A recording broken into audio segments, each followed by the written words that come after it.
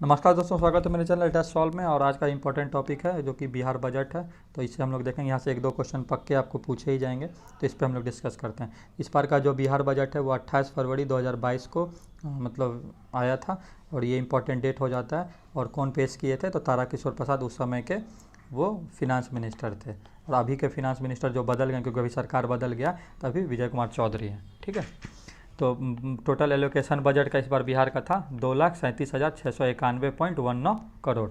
ठीक है, जो कि पिछले बार से कितना ज़्यादा है, तो पिछले बार से ये 8.88% ज़्यादा है। पिछला बार का कितना था, तो 2,18,302.70 करोड़ था। ठीक है, तो आपको ये भी ऐसे दिमाग में रखना है। इस बार कितना ज़्यादा है, तो 8.8।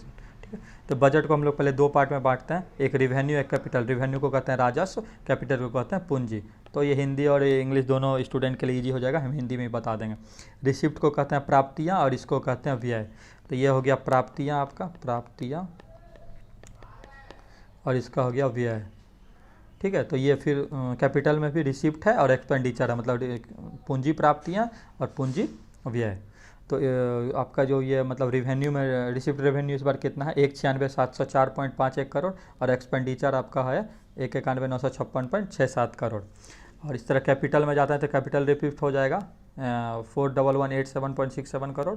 और ये नंबर ये सब इंपॉर्टेंट हो जाता है, आपको डायरेक्ट ही पूछा जाएगा कि कैपिटल एक्सपेंडिचर इस बार का कितना, 45,734.52 करोड़। तो इतना तो कम से कम 45,734 याद करना जरूरी है। तो टोटल एक्सपेंडिचर जो भी मेरा है 2,37,691 करोड़ है। तो रिवेन्यू सरप्लस मतलब राजस्व का मतलब जो एक्स्ट्रा हम लोग निकालेंगे। ठीक है, रिवेन्यू मतलब राजस्व होता है, इसका फॉर्मूला होता है revenue receipt minus revenue expenditure, मतलब revenue receipt minus revenue expenditure. तो ये इसका वैल्यू लिख देंगे, तो ये कितना आ रहा है 4747.84 करोड़। तो ये नंबर फिर इंपॉर्टेंट हो जाता है कि रिवेन्यू सरप्लस कितना है, 4747 करोड़ रुपए है। ये कितना हो जाता है जीएसडीपी के, जीएसडीपी का फुल फॉर्म होता है ग्रॉस स्टेट डोमेस्टिक प्रोडक्ट, मतलब सकल घरेलू उत्पाद। हिंदी में कहेंगे सकल घरेलू उत्पाद। ठीक है, जीएसडीपी ये कितना है, तो 0.64% है, 0.64%। ठीक है, तो फिजिकल डिफिसिट इस बार का कितना है, फिजिकल डिफिसिट है 25,885.10। ये कितना है, टोटल नॉन डेप्ट मतलब गैर ऋण व्यय माइनस गैर ऋण प्राप्तियाँ। तो टोटल नॉन डेप्ट एक्सपेंडिचर माइनस टोटल नॉन डेप्ट मतलब जो भी कर्जा नहीं है, जो अपना है, माइनस रिसिप्ट। इसका वैल्यू आ गया आपको 25,885, और ये कितना हो जाता है 3.47% ऑफ द जीएसडीपी। तो ये यहाँ से फिर इंपॉर्टेंट हो जाता है कि फिजिकल डेफिसिट कितना है, तो 3 एक और इम्पॉर्टेंट चीज़ जो यहाँ छूट गया, इस बार का बजट का एक्सपेक्टेड ग्रोथ रेट कितना है, 9.7% रखा गया है। तो एक्सपेक्टेड ग्रोथ रेट कितना हो जाएगा, 9.7%, जो पिछली बार से ज़्यादा है। हाँ, हम लोग यहाँ थे जीएसडीपी का 3.47% हो जाता है। अब देखते हैं कि इस बजट को दो पार्ट में बांटा गया, एक स्कीम और एक इस्टेब्लिशमेंट और कमिटमेंट एक्सपेंडिचर, मतलब इसका आधारभूत। तो स्कीम में हम लोग का कितना है, 1,02,30 करोड़ है, मतलब 1,00,230.25 करोड़। और इस्टेब्लिशमेंट और कमिटमेंट एक्सपेंडिचर है 1,37,460 करोड़। दोनों को जोड़ते हैं तो ये टोटल बजट है। तो टोटल बजट को दो पार्ट में बांटा गया, एक स्कीम में और इस्टेब्लिशमेंट में, मतलब आधारभूत संरचना, इसका हिंदी होता है आधारभूत संरचना।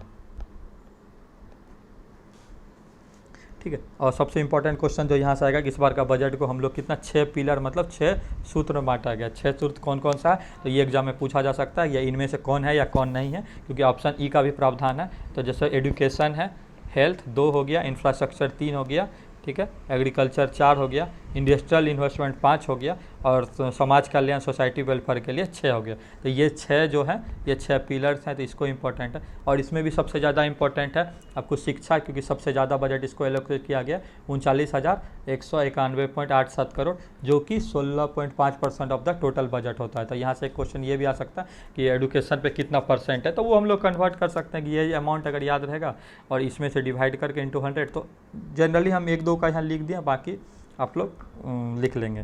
ठीक है, तो इंडस्ट्रियल इन्वेस्टमेंट में कितना है 1643 करोड़ है। एग्रीकल्चर इंपॉर्टेंट है, तो यहाँ से 7712 करोड़ है।